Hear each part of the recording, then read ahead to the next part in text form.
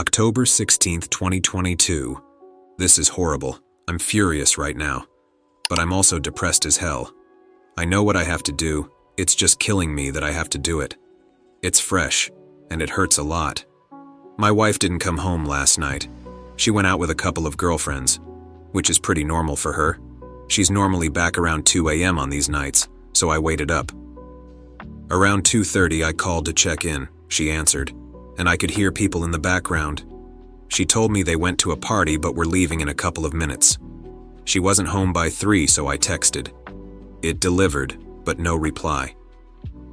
Around 4 a.m. I called again. It rang a couple of times before she sent me to voicemail.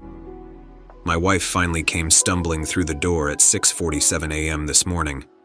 I know the exact time because I was worried. She was wearing a dress she didn't leave the house in, with mesh leggings I've never seen either. The leggings had clearly been torn, and her makeup was smudged. My heart sank when I saw her. My immediate worry was that she had been assaulted. She only shook her head no when I asked her that. I asked her what she had been doing then. She only said that I knew what she had been doing, and that kind of confirmed what the voice in the back of my head had been screaming since she walked in. My wife cheated on me last night. I asked her who it was. She shrugged almost casually and said it was somebody they met at the club. She went back to his house and hooked up with him, then Ubered home. She then said she didn't want to fight and just wanted to sleep. So that's what she did. She's still asleep now and didn't even take a shower before passing out. Suffice to say, our relationship is over. We don't have any kids, and we rent, so it shouldn't be an extremely complicated process. I keep trying to reason myself out of it, pretending there might be something to salvage here. I've always maintained that cheating would be a red line for me, though. I think I need to stick to that now. Update 1. October 17th, 2022. Alright, things have happened. I am no longer at home. I left. I wasn't able to get the day off work today, though, so I'm writing this on my lunch now. It's been a struggle keeping myself together today, honestly. I've had to sneak off to the bathroom twice to cry. Shit's rough, dude. I'll post something more detailed later on because holy fucking shit. There's a lot. I'm exhausted. I've only slept about 4 hours total since this all happened. Does anyone know if I should post the actual update in a new thread? Or just update the one I already made? It's gonna be a lot of text, probably longer than the first one by a bit. Also, to the woman who felt compelled to send me a topless picture. Thanks, but also no thanks. My heart just isn't in that sort of thing right now. Update 2, October 18, 2022. Me again, folks. I'm sorry I didn't get around to this sooner. I wasn't able to get the day off work yesterday because my boss kinda sucks. I was a complete mess at work yesterday though, so I was allowed to take the rest of the week as vacation, thankfully. I think I went through all of the stages of grief while my soon-to-be ex was sleeping. I wasn't expecting my post to get any attention at all. I just figured I needed to try to talk to someone about it because I was not in a good headspace. I made the post in the morning, and by noon she was still conked out in the bedroom.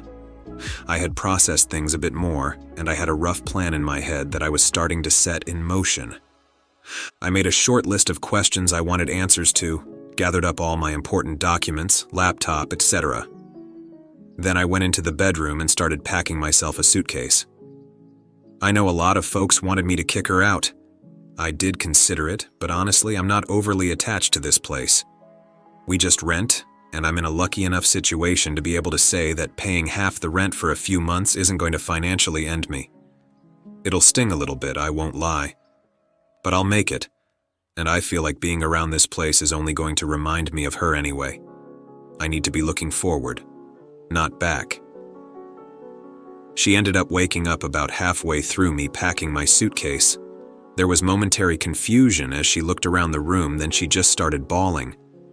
Maybe this is awful of me, but I didn't bother comforting her. I told her I had the screenshots of her Uber and text messages from her phone, and that plus her confirmation was enough that things between us were completely done. She didn't answer me and just cried louder. I debated trying to continue the conversation, but I decided to just pack the rest of my suitcase and head back out to the living room until she came out. When she finally left the bedroom, she sat next to me on the couch and asked me if we could talk things through. I told her as calmly as possible that wasn't how things were going to work. I was going to ask questions. I wanted honest answers. She told me she'd be honest, so I proceeded. My voice was shaking the entire time. It was taking me everything to hold it together, but I kept going. Was this the first time she had cheated? She started crying before she answered that, then told me no.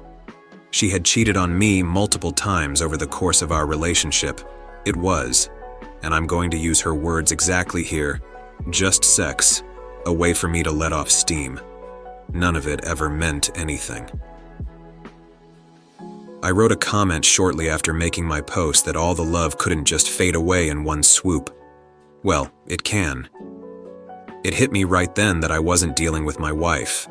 The person I was married to literally wasn't in the room. This was someone different. She refused to tell me exactly how many times she had cheated, just more than last night.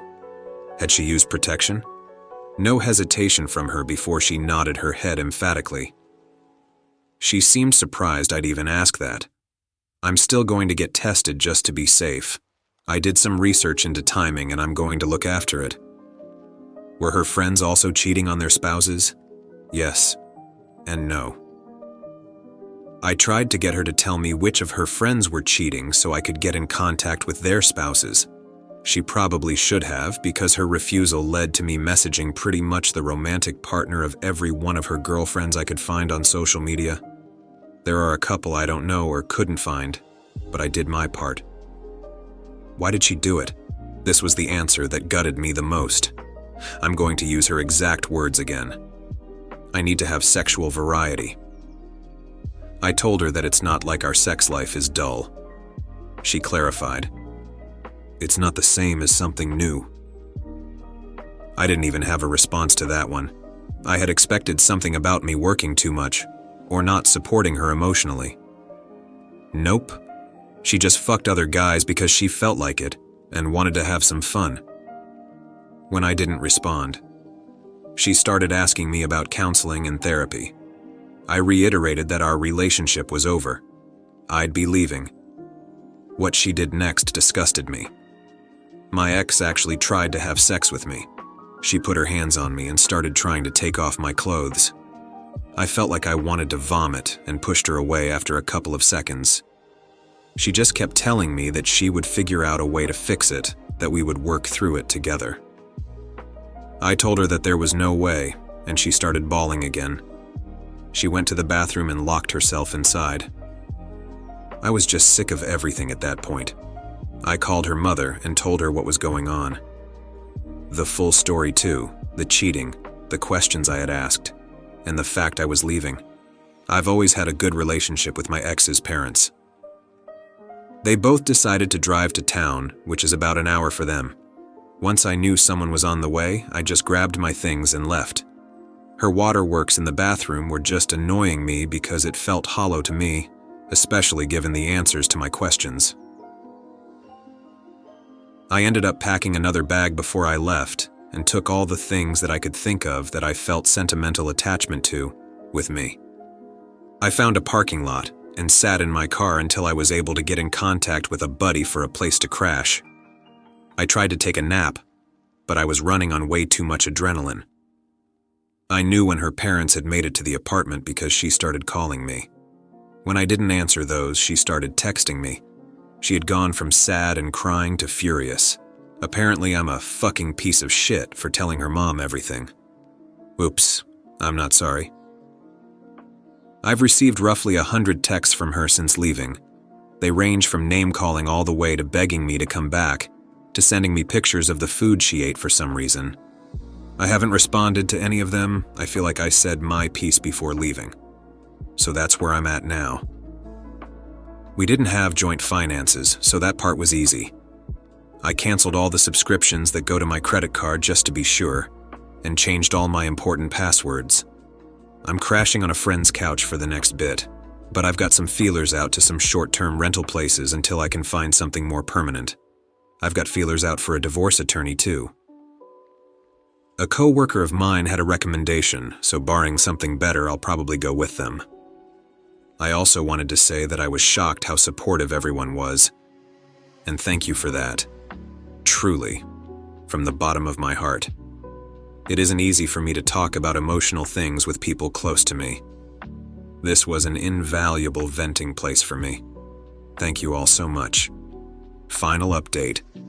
Hey folks, I'm happy, I guess, to say that this will be the final update to what has been probably the most difficult chapter of my life. I've felt an immense amount of support from the community here from my initial 2 posts, so I wanted to give a short update. Bottom line, my ex and I both signed the final papers for our divorce this week. It feels kind of surreal to think about that still. About 2 weeks into everything, she got resistant. I cut her off entirely, and she refused to return my attorney's calls for a little while. Eventually, things got back on track.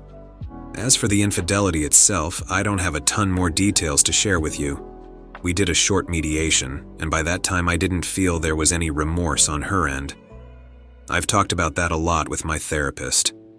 I'm in therapy, by the way. It still hurts that someone who I thought loved me could have apparently cared about me so little, but I'm working through it. That's really all I've got to share. Thanks again, everybody, for your advice and support.